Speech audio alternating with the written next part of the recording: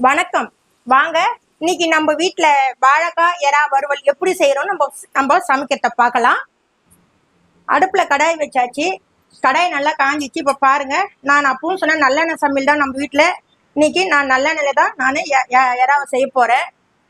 நான் 1 கிலோ எறா எடுத்துக்கிறேன். அதுக்கேற்றாப்புல நான் எண்ணெய் ஊற்றுறேங்க. எண்ணெய் காஞ்சிச்சு. இப்போ பாருங்க, நான் கடுகு போட்டு தாளிக்கிறேன். கடுகு போட்டுட்டேன். இப்போ நான் சோம்பு லைட்டாக தட்டி வச்சுருந்தேங்க. இன்னைக்கு அந்த சோம்பும் நான் கூட போட போகிறேன். பாருங்க, அது வாசனைக்கு நல்லா இருக்குங்க அது. இப்போ பாருங்க, கூடவே நான் கருவேப்பிலையை எண்ணெயிலேயே உருவி போட்டுட்டேன். இப்போ பாருங்க, இதில் நான் வெங்காயத்தையும் போட்டுடுறேன் கூடவே. நான் வெங்காயம் 2 வெங்காயம் கட் பண்ணி வச்சேங்க. அந்த 2 வெங்காயம் தான் இன்னைக்கு நான் போடுறேன். பாருங்க, நான் 2 வெங்காயம் கட் பண்ணேன். அது போட்டு இப்போ நல்லா விதங்கட்டேங்க. வெங்காயம் நல்லா வதங்கி வந்துடுச்சு. இப்போ நான் தக்காளி கூட தக்காளி சேர்த்துட்றேன். இப்போ இந்த தக்காளி நல்லா விதங்கட்டும். கூடவே நான் கொஞ்சம் இஞ்சியும் சேர்த்துட்றேன்.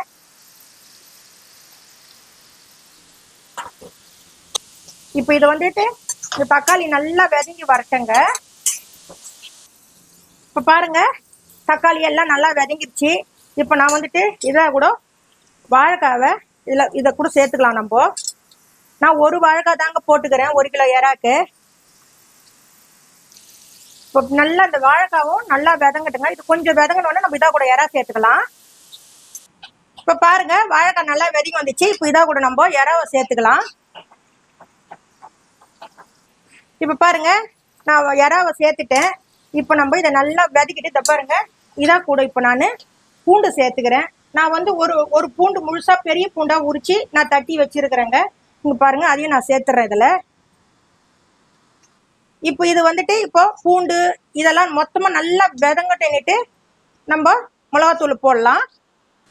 இப்போ பாருங்க, எறா நல்லா வதங்கி வந்துச்சு, வாழைக்காவை எறாவும். இப்போ நம்ம நான் சும்மா ஒரு 1/4 டீஸ்பூனுங்க மஞ்சள் பொடி சேர்த்துக்கிறேன்.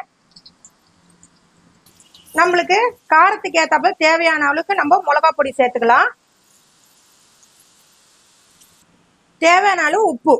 இப்போ பாருங்க, தேவையான அளவுக்கு தண்ணி ஊத்துறேன். லைட்டா பெப்பர். எறா வெந்துருச்சு, ஸ்டவ் ஆஃப் பண்ணிடலாம். இதான் நம்ம வீட்டு சமையல். நன்றி, வணக்கம்.